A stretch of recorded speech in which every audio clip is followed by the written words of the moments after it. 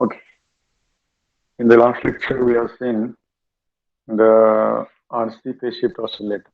Okay, the operation for the RC phase shift oscillator and the frequency of oscillation for the RC phase shift oscillator. Okay, this is the type of RC oscillator. According to name, it consists of resistance and capacitance.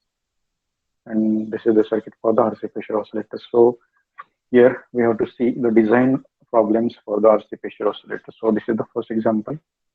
Design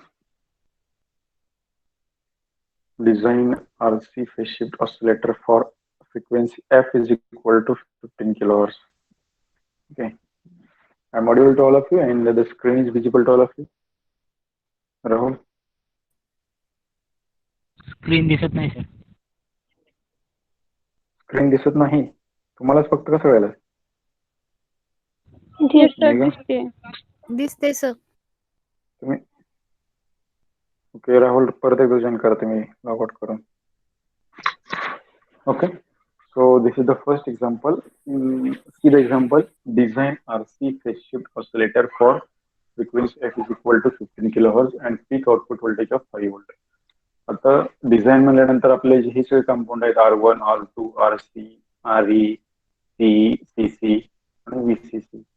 त्यानंतर इथे तुमचा R dash आहे, R आहे, इथे 3 capacitor आहेत RC phase shift नेटवर्कमध्ये. That all compounds we have to find out the values design म्हटल्यानंतर. Okay, हे सर्किट डायग्राम कुठली व्हॅल्यू दिली नसते, फाइंड केल्यानंतर ही व्हॅल्यू लिहिलेली आहेत आपण. पहिल्यांदा मग सर्किट डायग्राम ड्रॉ करून घ्यायची. We have to draw the circuit for the RC phase shift oscillator. Circuit diagram as it is draw करून घ्यायचं. त्यांनी फक्त दोनच व्हॅल्यू दिली. They have given the value of frequency f is equal to 15 kilohertz and the peak output voltage of 5 volt VOP. Peak output voltage VOP is equal to 5 volt. Okay, so by using these two values we have to design the RC phase shift oscillator. Okay, so first of all we have written the given values f is equal to 15 kilohertz VOP, that is peak output voltage, peak, that's why here P and output for V. So VOP is equal to 5 volt. Okay, so step number 1 to design the RC phase shift oscillator is that selection of transistor Q. कुठला transistor select करायचा? ही RC phase shift oscillator आहे, त्यामध्ये कुठला transistor select करायचा ती तुमची step number 1 आहे. Step number 1 is the selection of transistor Q. Okay, so according to design guidelines, the value of VCQ is given by VCQ means the voltage between collector and emitter. This is collector terminal, this is base terminal, this is emitter terminal. So voltage between collector and emitter at Q point, this voltage is known as VCQ.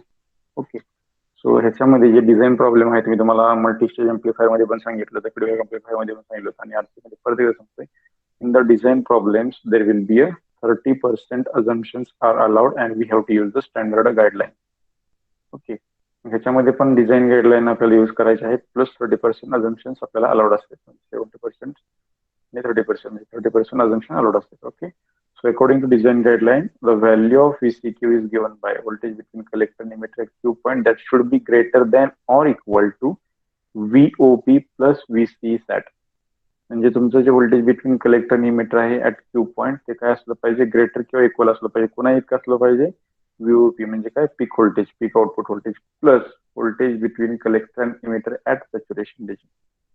म्हणजे ज्यावेळेस transistor is in saturation region असेल that time तुमचं VC जे आहे VC that is the standard value 0.3. Transistor is in saturation region मध्ये असतो त्यावेळेस तुमचं VC किती असतं? 0.3 व्होल्ट असतं आणि त्याने तुम्हाला VOP दिले किती दिले? 5. So VCQ that should be greater than or equal to 5.3 volt. म्हणजे तुमचं VCQ किती असलं पाहिजे? at Q point, voltage between collector and emitter at Q point that should be greater than or equal to 5.3. म्हणजे 5.3 पेक्षा जास्त असलं पाहिजे. 5.3 पेक्षा जर कमी असेल तर तुम्हाला काय भेटणार नाही. You do not get the oscillation at the output. काय होणार आहे ते? ऑसिलेशन भेटणार नाही. म्हणजे तुम्हाला काय without applying an external signal कुठल्याही प्रकारचा आउटपुट सिग्नल भेटणार नाही. This is the condition. So condition काय म्हणते ते? VCQ that should be greater than equal to 5.3 volt. मी काय म्हणतो आपलं 5.3 विरुद्ध एवढं तर असलं पाहिजे किंवा त्यापेक्षा जास्त चालते ना. 5.3 घेण्यापेक्षा अजून त्याच्यापेक्षा बेटर स्टॅबिलायझेशन साठी मी काय करतो? I will consider the round figure. I will take the value of VCQ is equal to 6 volt. Take VCQ is equal to 6 volt and assumption allowed आहे म्हणल्यानंतर assume the value of ICQ. ICQ म्हणजे काय? collector current, or we can say that the output current. So I will take the value of ICQ at Q point. means the value of collector current at Q point is equal to 1 milliampere. So the coordinates of Q point मतलब एक VCQ आहे 6 volt, दूसरा ICQ आहे 1 milliampere, because the coordinates of the Q is the VCQ, ICQ. म्हणजे तुमचा Q जो point आहे Q point चे coordinates काय झाले 6 volt, 1 milliampere. So I got the first equation for the Q point. Its coordinates 6 volt, 1 milliampere. Okay. The second design guideline काय सांगते, the value of VCC, that is biasing voltage. हे तुमचं जे biasing voltage आहे तिथं VCC, that is nearly equal to twice of VCQ.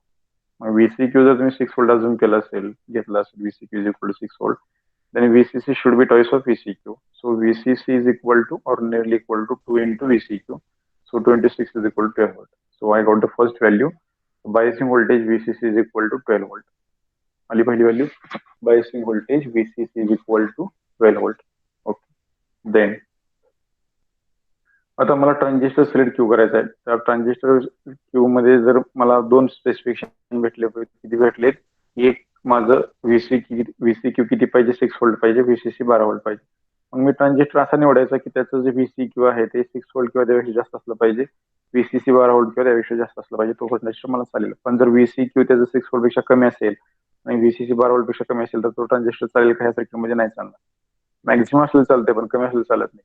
म्हणजे मला पाहिजे की ते कमीत कमी मिनिमम रिक्वायरमेंट म्हणजे किती आहे, I am required the VCQ is equal to 6 volt, VCC is equal to 12 volt. So I have to select the transistor Q in the RC Fisher oscillator in such a way that it's having the value minimum 6 volt VCQ, minimum 12 volt VCC. मग मी हा select केला. So select the transistor BC108. Datasheet मध्ये specification असते, it has following specification, VC max 20 volt. मला लागते किती 6 volt, त्याची maximum rating 20 volt असलेली घ्यायला. मला 6 volt लागते म्हणजे 20 volt काही प्रॉब्लेम नाही. जर तुम्ही ते 6 volt लागते आणि जर 4 volt असलं घेतलं चालतं का नाही चालतं. पर्टिक्युलर ट्रान्झिस्टर BC108 माझ्या लायब्ररीमध्ये अवेलेबल आहे. तो is having VC is equal to 20 volt. VC जी तुमची आहे व्हॅल्यू ती किती घेतली, 20 volt आहे. त्याचा IC किती आहे, 100 milliampere आहे. तुम्हाला रिक्वायर्ड किती आहे, 1 milliampere. ह्याचा पण काय प्रॉब्लेम नाही. रिक्वायर्ड 1 milliampere आहे आणि तुम्ही 0.5 milliampere घेतला तर चालेल का नाही चालेल. ओके. तो मी ट्रान्झिस्टर कुठला यूज केला, BC108. शक्यतो एकच ट्रान्झिस्टरचे स्पेसिफिकेशन लक्षात ठेवायचे की तो सगळा यूज करता येईल. ह्याचे स्पेसिफिकेशन किती आहे, IC 100 milliampere आहे, VC तुमचा 20 volt आहे.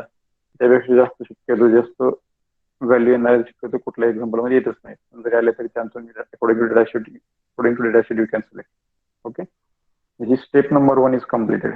काय झालं, in step number 1 we have selected the transistor BC108 for design of RC Fisher oscillator. Me 108 use केलं. तर कशावर यूज केलं मी, VC ची व्हॅल्यू काढली, VCQ ची व्हॅल्यू काढली, IC ची व्हॅल्यू घेतली आपण. ओके. आणि IC ची व्हॅल्यू, VC ची व्हॅल्यू, या दोन व्हॅल्यू वरून आणि VCC ची व्हॅल्यू, या तीन व्हॅल्यू वरून we have selected the transistor BC108. This is step number 1. Okay. Then we will go for the step number 2. Step number 2 is the selection of RC and RE register.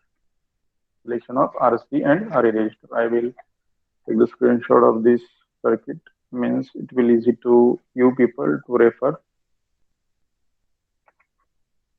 Okay, I'll put the screenshot here.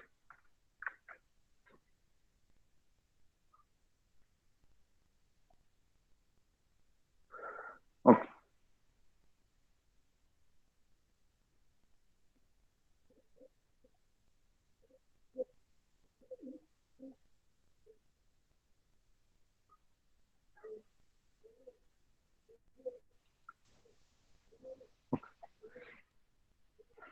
आपण काय केलं पहिल्या step मध्ये, in first step we have selected the transistor Q.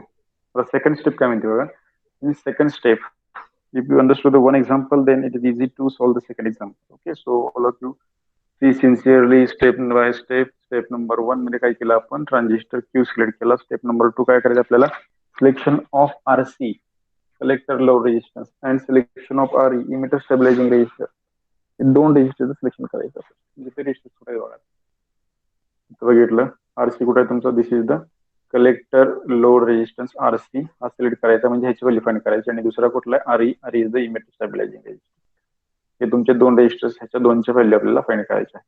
बरोबर, हे तुमचं circuit आहे. ते आता ऑलरेडी फाइंड केल्यानंतर लिहिलेले व्हॅल्यू आहे, म्हणून व्हॅल्यू कशी करायची, सगळं फाइंड करून झाल्यानंतर जे आन्सर आहे ते लिहिलेलं आहे.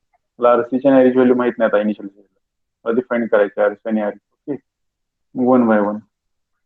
पहिल्यांदा व्हीआरई आपण डिझाईन गाईडलाईन बघितली. व्हीआरई म्हणजे काय? व्होल्टेज ड्रॉप अक्रॉस आरई.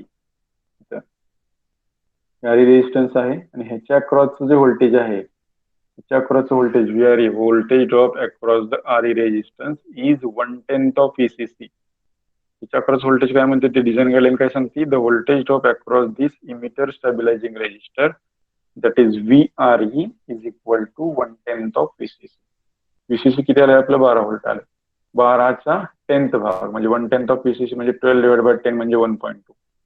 म्हणजे व्हीआरई किती आलं? 1.2 व्होल्ट आलं. आलं.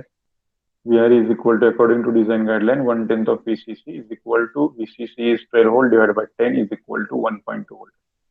So I got the value of VRE is equal to 1.2. Okay. पण मला कुठली व्हॅल्यू पाहिजे? आरई ची व्हॅल्यू पाहिजे. मला भेटली कशाची? व्हीआरई. म्हणजे ह्याच्या अक्रॉसचं व्होल्टेज मला भेटले आणि ह्याच्या अक्रॉसचं जर व्होल्टेज माहिती असेल तर व्होल्टेजवरून मला जर ह्या रेजिस्टन्सची व्हॅल्यू काढायची आरई तर काय माहिती पाहिजे? ह्याच्या अक्रॉसचं व्होल्टेज प्लस ह्याच्यामधून जाणारा करंट पण माहिती पाहिजे. बरोबर आहे. मग ह्याच्या हा तुमचं इमिटर टर्मिनल आहे, ह्याच्यामधून जाणारा करंट कुठला आहे? आई आहे. बरोबर का? ही रेजिस्टन्स आरई आहे. रेजिस्टन्स मला माहित नाही, व्होल्टेज माहित आहे. ओके. व्हीआरई माहित आहे. ह्याच्यामधून जाणारा करंट कुठला आहे? आई आहे. But here for the ideal condition the current flowing to this resistance that is RE, त्यामधून फ्लो होणारा करंट काय झाला? आई. मग आयडियल कंडिशनला काय म्हणतो? Emitter current is equal to collector current by neglecting the base current. By neglecting the base current आपण काय म्हणतोय? Emitter current is equal to collector current. कारण आई इज इक्वल टू का बेसिक इक्वेशन आहे? Emitter current is equal to collector current plus base current. जर base current neglect केला तर nearly equal to आपण काय म्हणतोय? The emitter current is nearly equal to collector current. मला collector current माहिती आहे आयसी क्यू, त्याला आपण आयसी क्यू म्हटलंय कारण क्यू पॉइंटला म्हणून. आयसी किती व्हॅल्यू आहे? 1 मिली अँपियर. ओके. म्हणजे आईची व्हॅल्यू पण काय झाली? 1 मिली अँपियर. तर ते कोणाला समजलंच नसेल तिथं तुम्ही बघू शकता. रिलेशनचे बेसिक रिलेशन काय आहे? Emitter current is equal to collector current plus base current. Base current ideal कंडिशनला आपण काय करतो? खूप व्हेरी स्मॉल व्हॅल्यू असते. मग आयडियल कंडिशनला काय म्हणतो आपण? I is the emitter current is nearly equal to, nearly साठी हेच आहे ना, nearly equal to collector current IC. IC म्हणजेच त्यांनी काय दिलंय? The value of collector current IC Q is equal to 1 milli ampere आपण अजून केलं. म्हणजे आईची व्हॅल्यू पण किती झाली? 1 milli ampere. So I got the value of I is equal to 1 milli ampere. Okay. So मला काय भेटलं इन दिस इक्वेशन? ही जो आरई रेजिस्टन्स आहे ह्याच्या अक्रॉसचं व्होल्टेज मला भेटलं, त्याच्यामधून फ्लो होणारा करंट भेटला. ह्याच्यामधून फ्लो होणारा करंट किती आहे? 1 मिली अँपियर. त्याच्या अक्रॉस व्होल्टेज किती आहे? 1.2 व्होल्ट. कारण काय म्हटलं होतं? According design guideline the voltage of across the RE resistance is denoted by this VRE is 1/10 of VCC. VCC 12 आहे, 12 डिवाइड बाय 10 म्हणजे 1.2. व्होल्टेज भेटलंय, करंट भेटलंय, म्हणजे रेजिस्टन्स फाइंड करू शकताय का? येस. ओके. मग रेजिस्टन्स कसं फाइंड केलं बघा? Voltage divide by current. VRE divided by I, so is equal to 1.2 volt divided by 1 milliampere, so is equal to 1.2 kilo ohm. 1.2 volt आहे divided by 1 milliampere, 1 million divided करा म्हणजे divide किती येणार? 10⁻³ वरती गेलो 10⁻³ झालं म्हणजे 1.2 into 10⁻³ म्हणजे किती?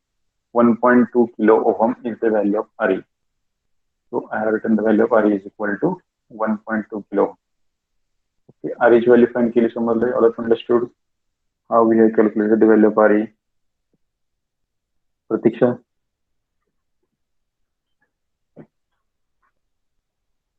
प्रतीक्षा रोंगे. Yes, sir. Yes, sir. समजली आरईची व्हॅल्यू? हो, sir. Okay. Then RC, RC ची व्हॅल्यू फाइंड करायचं. I have to find out the value of RC collector load resistance. आता आरसी ची व्हॅल्यू फाइंड करण्यासाठी आपल्याला काय करायचं? केव्हीएल अप्लाय करायचा. We have to apply KVL to this output side low. VCC, RC, VCQ, RE, याला केव्हीएल अप्लाय करायचं. केव्हीएल अप्लाय केलं तर आपण काय म्हटलं होतं इथं? VCC is equal to voltage drop across RC, त्याच्यामधून फ्लो होणारा करंट जर आयसी म्हटलं मी, VCC is equal to IC into RC plus VCQ plus ह्याच्या अक्रॉसचा ड्रॉप काय? व्हीआरई. ओके. तेच लिहिलं आपण. ते पहिल्यांदा इक्वेशन आपण इथे लिहिलं. समजा इक्वेशन इथे लिहिलं मी. काय लिहिणार इक्वेशन? मग ते बाय के applying KVL to the output side लो. इक्वेशन माझं काय येणार? VCC is equal to RC into IC plus VCQ, okay, plus VRE. Okay, पण मला माहिती व्हॅल्यू कशी पाहिजे, आरसीची पाहिजे. तो काय करायला लागेल, रिअरेंज करायला, म्हणजे VCC minus VCQ minus VRA divide by IC. IC म्हणजे आयसीक्यू. हेच इक्वेशन घेते का पाहिजे, व्हीसीसी मायनस व्हीसीक्यू ऍक्च्युअली ते VCQ minus VRA divide by RCC. Okay, VCC किती आपल्याला आले 12, व्हीसीक्यू किती घेतलं आपण 6, व्हीआरए किती आहे 1.2, आयसीक्यू किती आहे 1 मिली एम्पियर. व्हॅल्यू पुट केलं 12 minus 6 is 6, 6 minus 1.2 is 4.8, 4.8 divide by 1 milli ampere, 4.8 kilo ohm is the value of RC. This value is 4.8 kilo is the value of RC. So step number 2 is over. Step number 1 काय केलं, transistor Q कुठला घ्यायचा, BC108 कुठला घ्यायचं ठरवलं. Step number 2 काय केलं, we have calculated the value of RE and RC. If understood, समजते.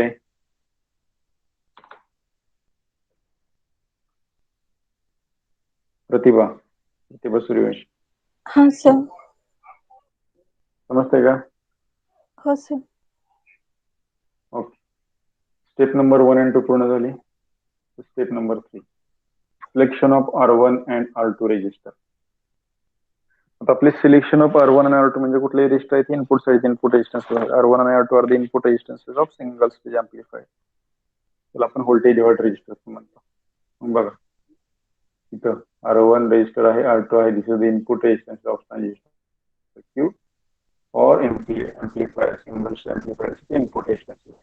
त्याचं व्हॅल्यू फाइंड करायचं R1 R2.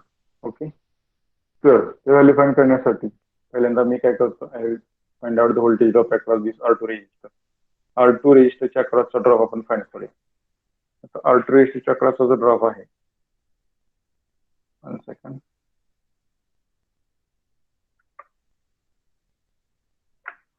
ओके,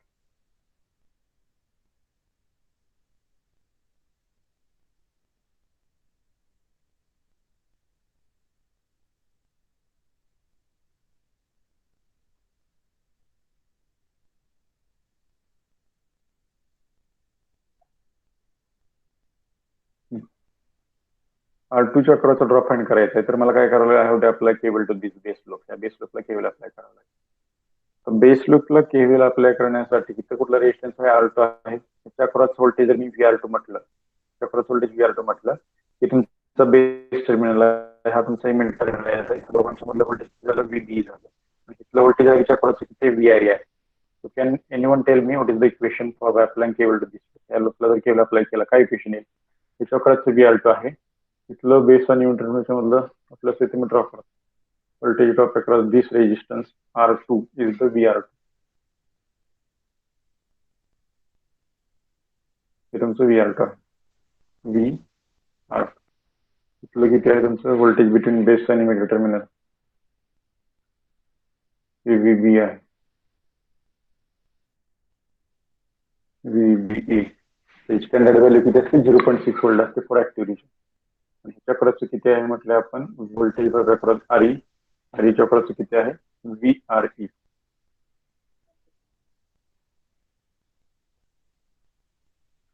VR जर केव्हीएल अप्लाय केला कुठल्या ह्या लूपला इन दिस डायरेक्शन, असं केव्हीएल अप्लाय केला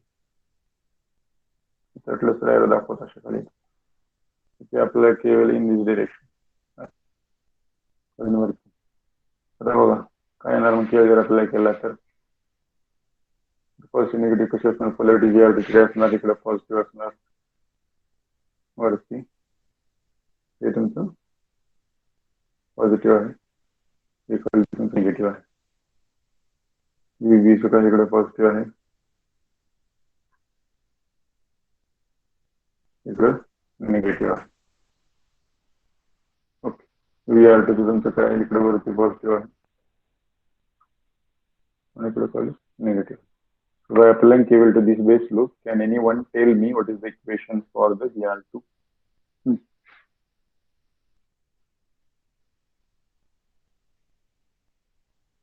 सांगू शकताय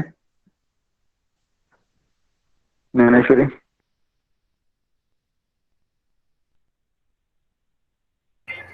Yes sir. By applying KVL to the base loop, हे तुमचा R2 दिसते, तुम्हाला R2 स्क्रीन दिसते, R2 रेजिस्टन्स आहे, त्याच्या अक्रॉस व्होल्टेज ड्रॉप आपण VR2 म्हटलंय. हे तुमचं बेस टर्मिनल आहे, हे तुमचं इमिटर टर्मिनल, त्याच्या अक्रॉस व्होल्टेज VB म्हटलंय. RE रेजिस्टन्स आहे, त्याच्या अक्रॉस व्होल्टेज VRE म्हटलंय. So apply KVL to this base loop. ह्या लूपला केवीएल अप्लाय करा आणि केव्ही सांगा त्या डायरेक्शनने केवीएल अप्लाय करा.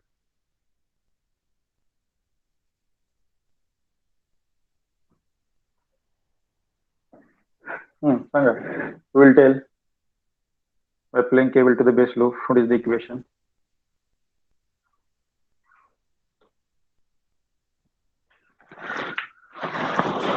कौन सांगतंय? संदेश.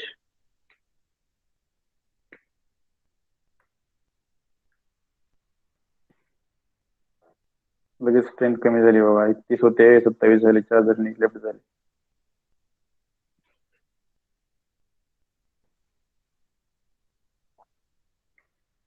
ऐश्वर्या देवकुळे सांगू शकताय?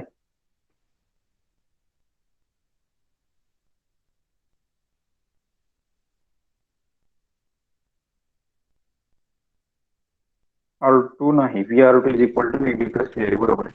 Final mark. बाकीचे काय लक्ष देत नाही का? And one point I have to forgot to discuss here. It is informed by all the faculties of our class. So many students are attending the lectures of mine only. माझी शिष्य आहे म्हणून फक्त माझे लेक्चर अटेंड करतात, बाकी लेक्चरला absent असतात, असं पण निदर्शनास आलेलं आहे. तसं जर होत असेल, if you are present for my lecture then you should present for others lecture also. तुम्ही जर प्रेझेंट असेल माझ्या लेक्चरला, मी शिष्य आहे म्हणून माझे फक्त लेक्चर अटेंड करत आणि बाकीचे लेक्चर अटेंड करत नाही, बिकॉज ते कसं समजते, अटेंडन्सची तुमची जास्त रिकमेंडेड अटेंडन्स असते. ज्यावेळेस तुमच्या टर्म दिली असते त्यावेळेस सगळे 5 फॅकल्टी प्लस एचओडी सगळे बसतात, त्यावर डिस्कशन होतं आणि त्यानुसार अटेंडन्स तुमचं टर्म दिलं जातं. त्यावेळेस तुमचं अटेंडन्स बाकी सगळीला कमी आहे, माझ्याला आहे, त्याचा अर्थ असं होतं की तुम्ही फक्त माझे लेक्चर अटेंड करता, बाकीचे अब्सेंट राहतात. असं करू नका. If you are doing this then you will get the less mark for the ICA, internal continuous assessment. Means the टर्मवर्कला कमी मार्क भेटतील. You should everyone's lecture daily. If you are having any emergency work, then you can take the leave. Me health problem आहे, खूपच emergency work आहे, त्यावेळेस तुम्ही leave घेणे म्हणजे लेक्चर बंद म्हणजे करायला चालते. पण त्या टाइमला जे सिलेबस झालेला आहे ते तुम्ही परत दुसऱ्या दिवशी लगेच रिफर करायचा. व्हिडिओ आपण अपलोड करतो, त्या व्हिडिओ बघायचा, काय समजलं नाही तर परत विचारायचं. आता तुम्हाला इथे साधं केव्हीएल सांगता येईल नाही. I think Swami sir, me given a lot of lectures for the basics सुरुवातीला दिलेले लेक्चर पण दिले. NT मध्ये केव्हीएल आहे, KCL आहे, इकेड मध्ये आहे, केव्हीएल आहे, KCL आहे, Kirchhoff voltage law, Kirchhoff current law, what is mean by KVL. ह्याच्यावरती तुम्हाला ऑनलाईन पण एक्सटर्नल ओरलला काय विचारणार जर केव्हीएल सांगता येत नसेल तर, what is mean by Kirchhoff voltage law, is mean by Kirchhoff current law. Project Kamble, can you tell me what is mean by Kirchhoff's voltage law?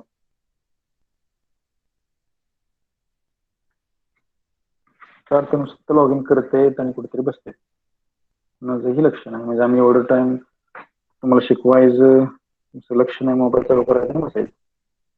Supriya कोटे, ज्यांच्या नाव घेतलं त्यांनी तर तुम्ही आन्सर दिलेलं नाही, त्यांची मॅथ्स मध्ये म्हणणार आहे. सुप्रिया कोटे, आर देअर?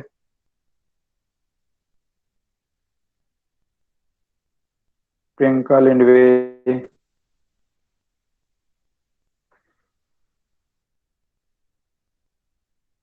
बघा मीच बाकी ते अमृता लोकर आहेत का?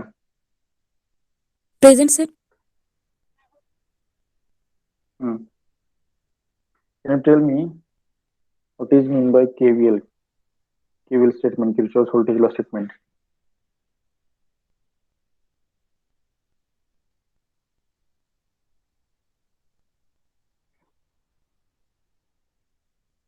बघा ही कंडिशन जर असेल तर तुम्ही काय इतकं शिकवलेलं आहे किंवा काय एक्झाम देणार आहे तुम्ही याची? Online MC multiple choice question काय देणार तुम्ही? गोळ्याच मारणार आहे याचा अर्थ. स्मिता लोखंडे, सांगू शकताय स्टेटमेंट ऑफ केव्हीएल आणि त्यानंतर तुम्ही हे आपल्या ह्या बेस मध्ये काय इक्वेशन येईल?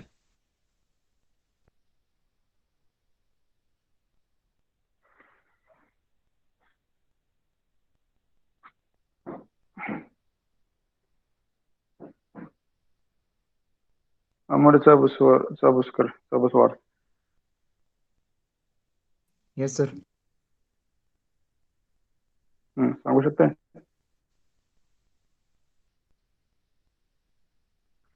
चार्ट मध्ये दिले, कुणीतरी टाकलंय चार्ट मध्ये, पण एवढं इझी असताना सांगू शकत नाही. मिनरल टाकलंय, शेफरिन टाकलंय, सृष्टीन टाकलंय. Algebraic sum of voltages around the closed loop should be 0. Simple language मध्ये आहे. अल्जेब्रिक सम म्हणजे पॉझिटिव्ह निगेटिव्ह काय असेल ते सगळ्यांची sum around the closed loop should be 0. हा एक लूप आहे, दिसतोय का तुम्हाला? हा इथं बघा, लूप म्हणजे क्लोज लूप म्हणजे इथे एक पॉईंट आहे, इथं इथपर्यंत आला, इथं इकडे आला, परत इथं खाली असं एक क्लोज लूप आहे. त्या लूप मध्ये जेवढे व्होल्टेजेस आहेत त्याची सम 0 असणार. मी सरळ सरळ सांगतोय की या लूप मध्ये R2 च्या क्रॉस व्होल्टेज VR2 आहे, बेस आणि मीटर पॉईंटच्या मधलं व्होल्टेज VB आहे, RE च्या क्रॉस व्होल्टेज VRE आहे. म्हणजे किती व्होल्टेज झाले? 3 व्होल्टेज झाले. या 3 व्होल्टेजची अल्जेब्रिक सम काय झाली? 0 झाली. मग मी काय म्हणते, असं ह्या दिशेने लूप अप्लाय करा, केवळ अप्लाय करा, मग ह्या पॉईंट पासून अप्लाय करा, तसं पण होईल. ह्या पॉईंट पासून अप्लाय केलं तर मी तुम्हाला आधीच सांगितलंय, केवळ अप्लाय करताना तुम्ही ती कुठली तरी एक डायरेक्शन पकडा.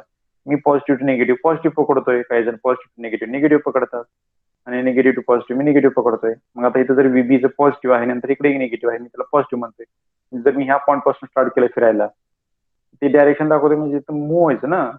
तर ह्या पॉईंट पासून स्टार्ट केलं तर इथं काय आलं? पॉझिटिव्ह आलं. कुणाचं? व्हीबीचं. म्हणजे व्हीबी ती पॉझिटिव्ह टू निगेटिव्ह जाते, म्हणजे काय झालं? Plus positive. मी तर ती direction positive negative positive negative positive negative. आता व्हीबी तुमचं काय येणार? सुरुवातीला इथं व्हीबीई पॉझिटिव्ह झालं. ओके. व्हीबी तर इथपर्यंत निगेटिव्ह पर्यंत आला, व्हीबीच्या तुम्ही इथं आला खाली. आता कुठलं रेजिस्टन्स आहे? आरई रेजिस्टन्स आहे. त्याचं पॉझिटिव्ह आहे, इकडं निगेटिव्ह आहे, म्हणजे त्याचं परत पॉझिटिव्ह आलं, म्हणजे परत ते प्लसच येणार आहे, प्लस. ओके. आणि ऑलरेडी मी सांगितलंय, the voltage drop across the RE resistance is the VRE. मग इथं आल्यानंतर ह्याच्या अक्रॉस व्होल्टेज मला माहिती आहे काय? VRE. ह्याच्या अक्रॉस व्होल्टेज मी म्हटलंय VRE. प्लस टू मायनस आहे म्हणजे प्लस VRE झालं, बरोबर का? Plus V suffix R suffix E. VRE is the voltage drop across the RE resistance. इथपर्यंत आलो म्हणजे आरईच्या निगेटिव्ह पर्यंत आलो. आता इथपर्यंत इथं काहीच कुठलंच रेजिस्टन्स व्होल्टेज काहीच नाही. या रेषेला इथं आलो, पॉईंटला आलो, इथं आलो.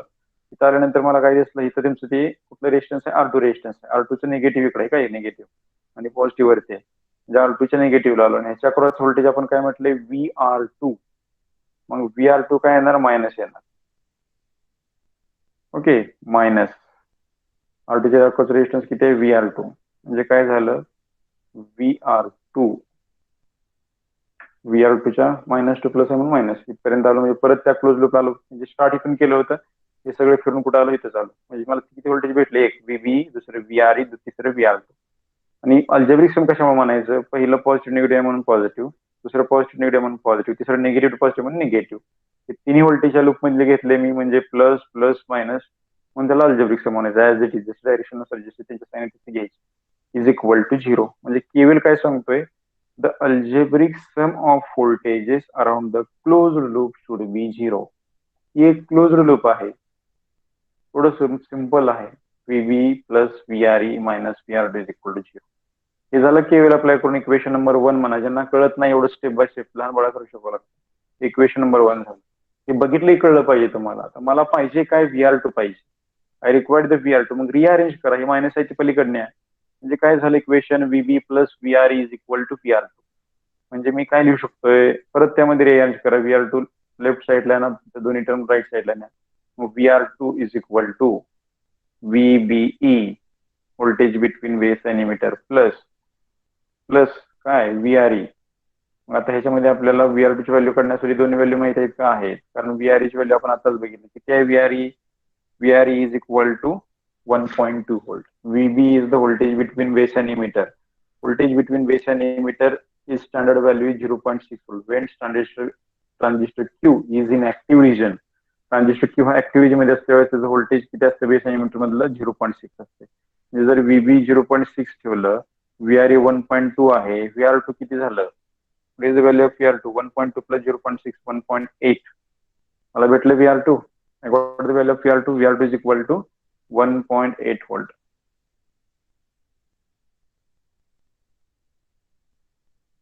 कसं आलं 1.8 volt? समजले सगळ्याला आता? अजून पण नाही समजलं?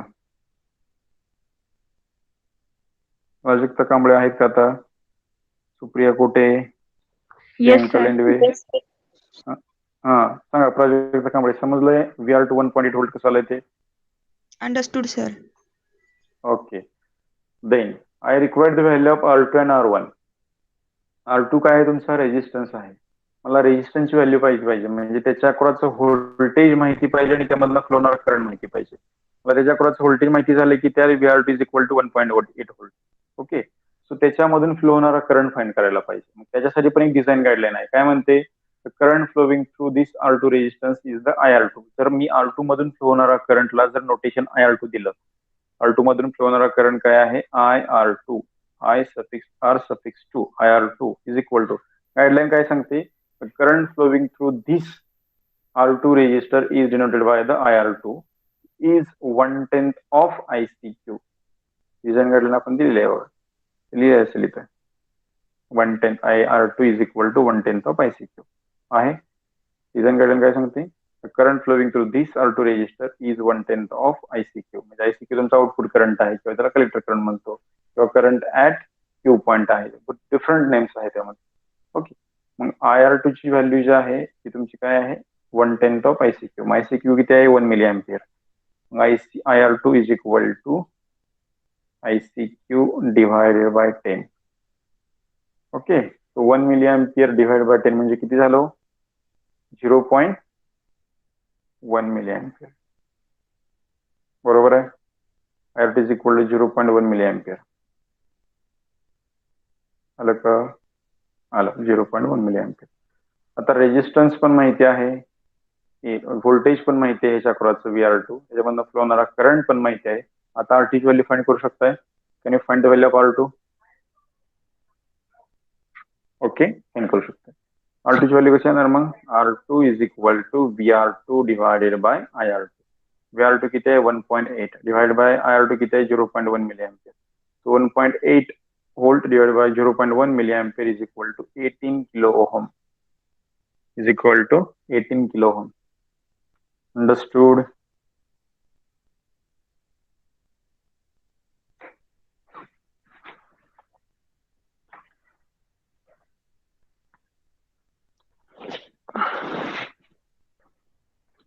एक प्रॉब्लेम पण झालेला नाही. स्टेप नंबर 2 चालू आहे.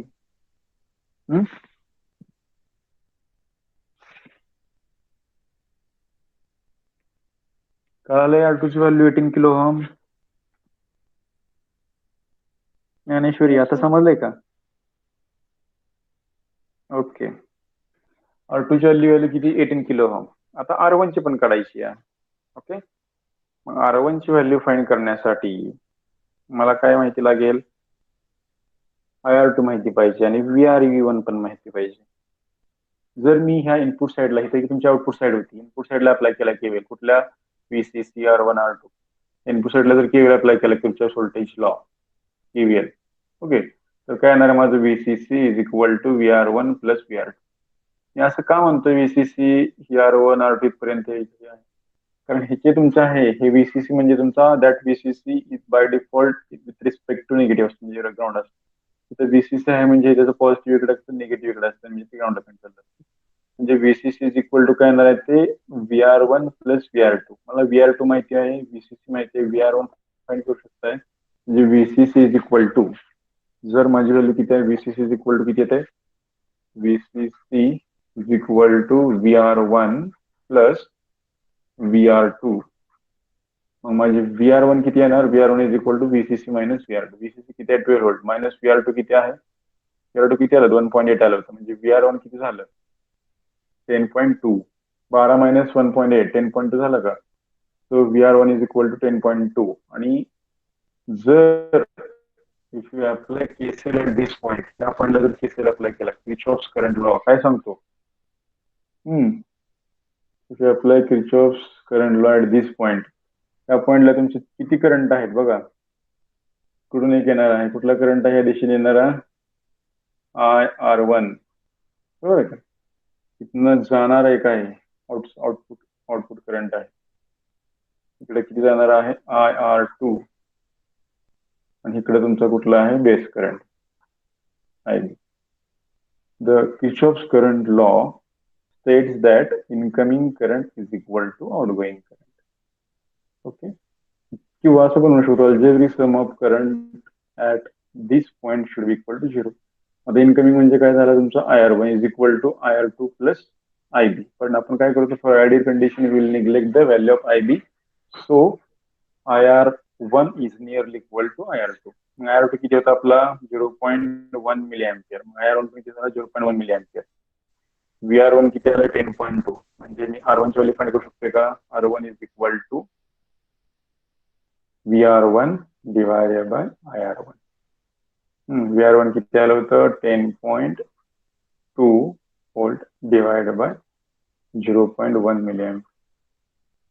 10.2 डिवाइड बाय 0.1 मिली अँपियर म्हणजे किती झालं 102 किलो ओहम. 102 आलं का 10.2 divide by 0.1 milli ampere 102 kilo ohm. This is the value of R1. त्याच व्हॅल्यू पुट केली R1 102 kilo R2 18 kilo. This is step number 3 झाली आपली. स्टेप नंबर 3 पॉइंट झाली. पहिली ट्रान्झिस्टर, दुसरी तुमचा RC RE, तिसरी तुमची R1 R2. All of understood step number 1 2 3. समजले का? Okay. Then we go for the step number 4, that is selection of R and C in RC phase shift network. आता resistance and capacitor in RC phase shift network. आता RC phase shift network कुठलं तुमचं हे खालचं, त्याच्यामध्ये capacitor C use केलाय सगळीकडे आणि सगळीकडे रेजिस्टन्स R यूज केलाय. R डॅश म्हणजे पण R मायनस HAS आहे. ते व्हॅल्यू फिक्स असते 2.5 किलो इफ नॉट गिवन. म्हणजे ह्या C ची आणि R ची व्हॅल्यू आपल्याला फाइंड करायची RC phase shift network मध्ये. आपण इथे ट्रान्झिस्टर Q ची व्हॅल्यू फाइंड केली आहे. RC फाइंड केला, RE फाइंड केला, R1 फाइंड केला, R2 फाइंड केला, VCC फाइंड केला. आता R आणि C फाइंड करायचं in RC phase shift network मध्ये. ओके. त्याच्यामध्ये आपल्याला माहिती आहे equation the frequency of oscillation for the RC phase shift oscillator we have seen the general equation in the last lecture. It is general equation F is equal to आपण derive केले. F is equal to 1/2 pi RC under root 6 plus 4 in 2 RC divide by R. जर आपण असं सरलो, have to take the value of RC is equal to R. जी RC ची व्हॅल्यू आहे ती same value I have to take as R value. जर ठरवलं RC is equal to R is equal to 4.8, कारण RC ची व्हॅल्यू 4.8 किलो ओम आलेली आहे.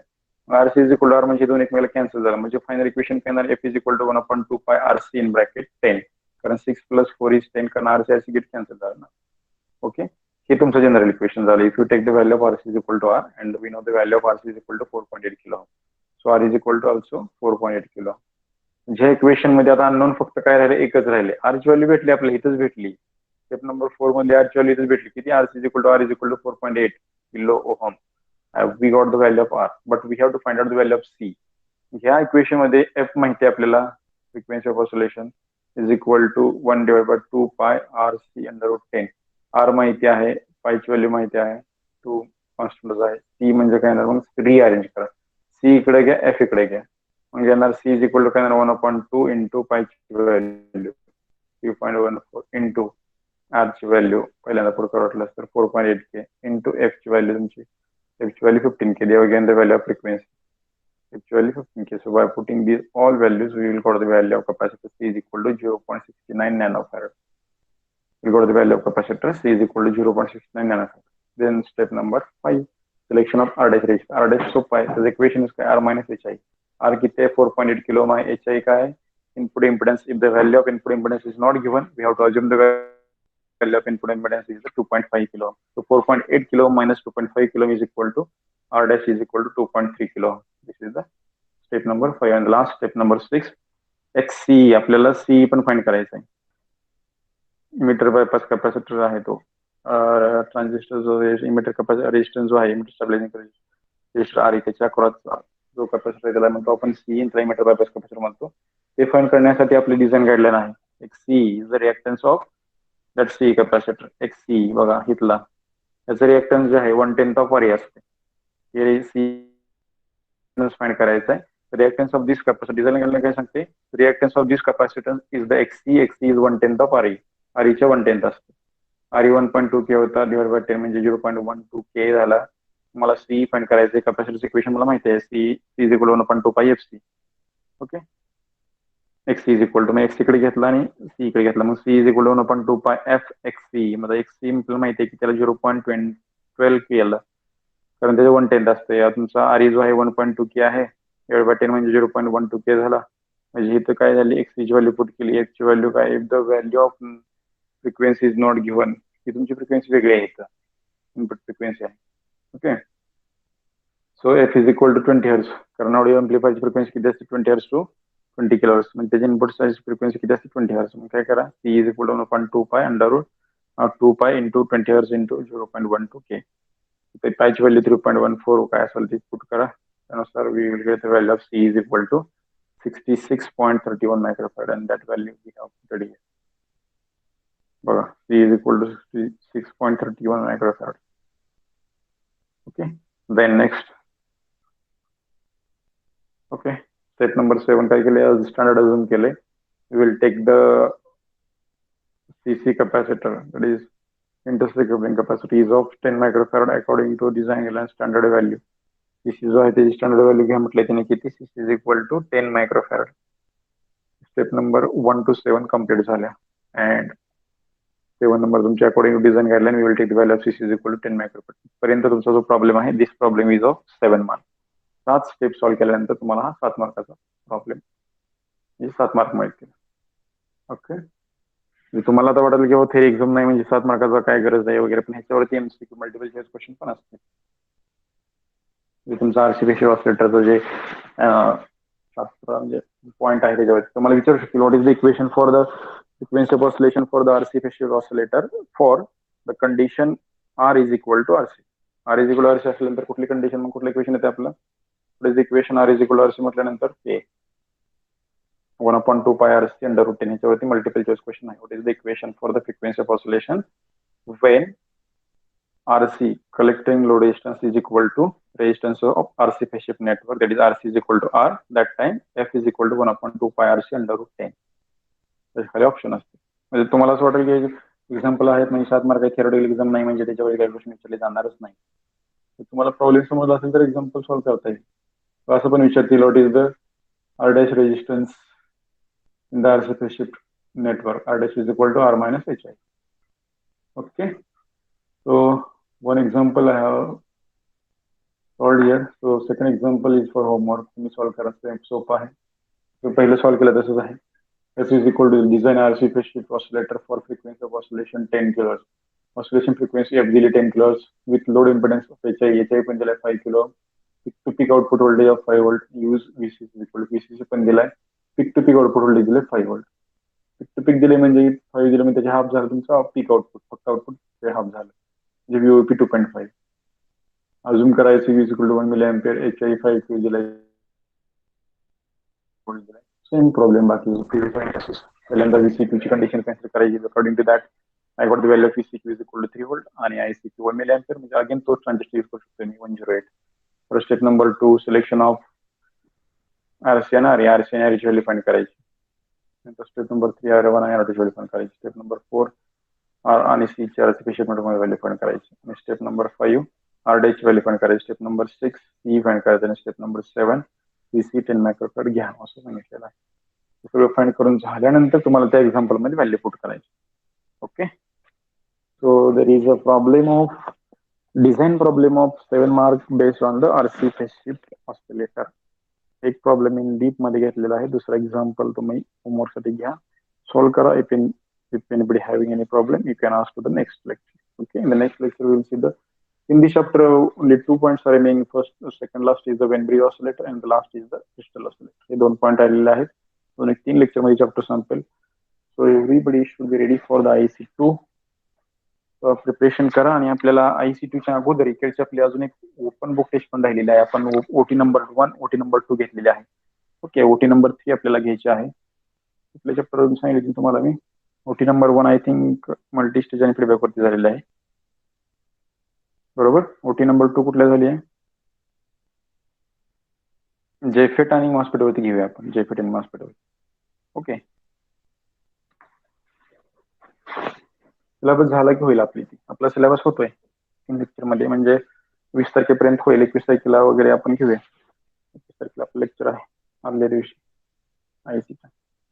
Okay, so before going to end today's lecture, I will stop the screen.